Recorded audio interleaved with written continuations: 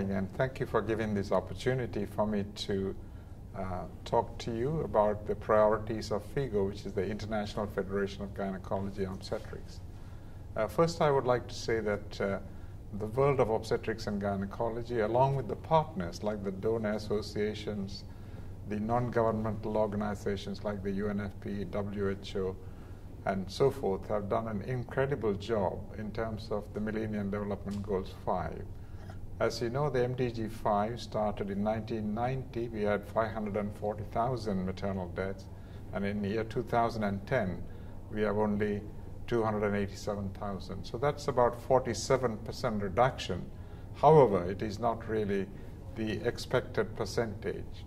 So for the next few years, the next 3 years before the Millennium Development Goal comes to an end in 2015, we would like to accelerate the ability to reduce it even still further. In order to achieve that, we have learned 5 lessons or 5 principles by analyzing the data from various countries, those countries even with less resources. And the 5 principles are the following. The first one is the commitment by the government in order to tackle the problems of maternal health. And this commitment has to be with partners, which is really the second part of the equation, where they have to work with a national professional organization like the obstetricians and the gynecologists, the midwives, and the public and private, as well as the donors. The third is actually to engage with the users or the clients or the women. So at the grassroots level, they feel that they have something to contribute to this equation, and they are motivated to attend antenatal clinics and to attend facilities. And the fourth is to be more effective in what we are using. There are a number of countries which have produced very innovative ideas, like in Mozambique, they are training surgeons out of midwives and scientists who can do operation, because that's a country with 20 million people and about 62 obstetricians. So they can't have obstetricians to do cesarean section everywhere. So this is tackled that way. And there are a number of such examples. And the fifth is actually we had to monitor the development, how we are performing. So if we do well, then we know exactly where and where we have to enhance the activities in order to reduce it. So this will be the key message. But we are not only talking about maternal mortality in this Congress, in this beautiful city of Rome. We are talking about other activities of women's health. The benign gynecological disorder like the fibroids and menstrual disorders and so forth, which affects women. And this will be also tackled along with 80 million women who are not having children. The Reproductive Health Committee of the FIGO will work with a toolbox which they have produced in order to tackle the problem of subfertility from less resource to high resource countries. Then again, there's a problem of women cancer. Cancer of the cervix causes 275,000 deaths every year.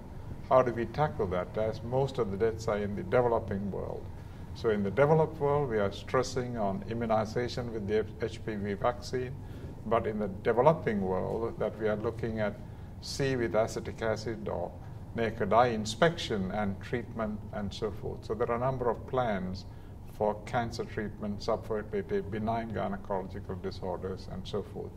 So this conference in Rome will galvanize all that, and also will tackle other issues related to this, such as HIV/AIDS, the issue of stillbirths, and the issues related to those conditions which affect women even at the old age group, like menopause.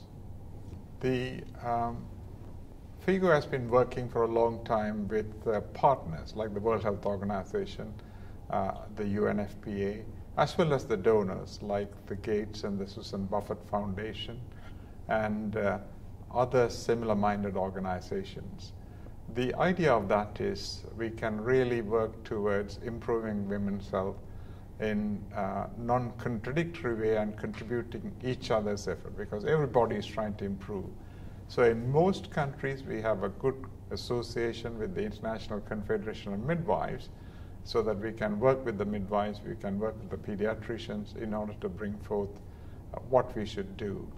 As a prelude to this conference, we have a pre-congress 2 days where we tackled what should be the important agenda for the next 3 years. It's very clear from the discussion we had with multiple partners that contraception or family planning is a key issue, because based on the maternal deaths, we can identify that 30% of maternal deaths can be avoided by proper contraception, which means that these women are not exposed to pregnancy and also the complications of pregnancy and childbirth, but also they won't go for an abortion, which we don't want to do unless it's absolutely necessary. And as a result, we think by providing good contraception, we should be able to avoid such eventualities.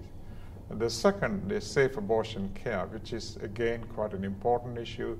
Where it is legally permitted, we should be able to provide good and friendly services rather than taking that as a stigma to provide the services.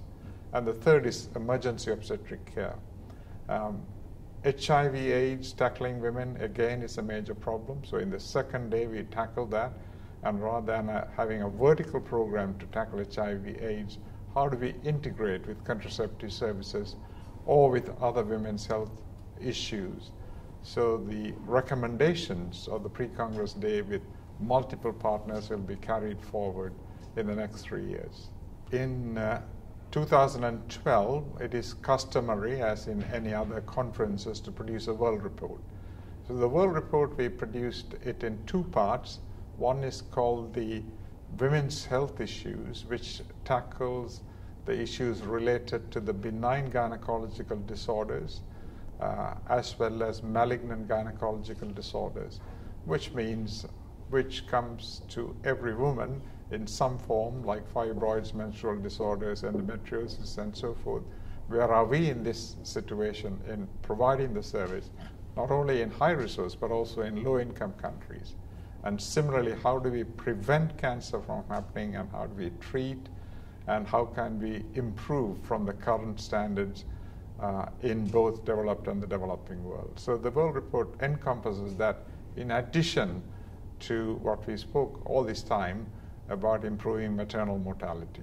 This conference in Rome has been a big platform for nearly 7,000 obstetricians and gynecologists, and a number of organizations like the International Confederation of Midwives, UNFPA, UNICEF, donors like Gates and Buffett and so on to come together. The idea of this is actually to discuss the number of issues, from the unborn baby to the newborn, to the child, girl, to the adolescent, to the woman in the reproductive age group and the old age group, and to see what their problems are and how can we resolve this in a jointed fashion. So although we are focusing mainly on MDG 5 and focusing on contraception, safe abortion issue, reproductive issue, and so forth, we are going to tackle the other issues as well, because adolescent health is quite important. If you have good child education and good child health, then many of the problems will be solved by the time they come to the reproductive age group. So it is quite crucial that although we try to focus on what is staring at our eyes, like maternal mortality, not to forget other things like child education, equality of women, domestic abuse, female genital mutilation. All these things have to be tackled.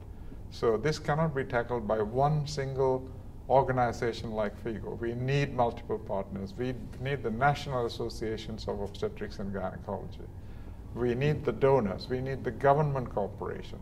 So it has been a great platform for us to discuss not only on the medical issues, but also the advocacy issues, how we are going to talk to the government and on what basis they should help us so that we can move forwards.